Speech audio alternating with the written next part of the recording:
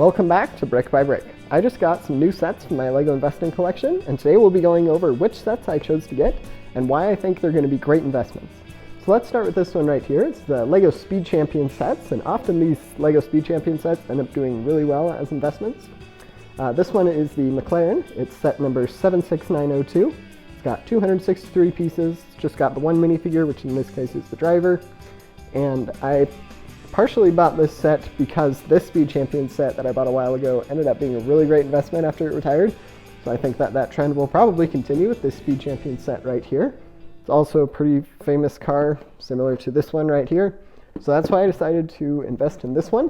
I got it for 20% off, which is a pretty good deal on Amazon. And I got two of them for my investing collection, and I think they're going to end up doing pretty well.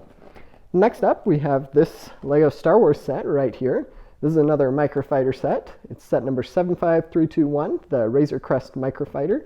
It's got 98 pieces, and it just has the one minifigure, which in this case is the Mandalorian figure. It's got some fun interactive elements. It's got these two stud shooters, and then the back of the little microfighter ship can open up. And it's a fun little set. It depicts a pretty famous battleship and has a good minifigure in it, so I think it'll end up doing pretty well. Thank you for watching.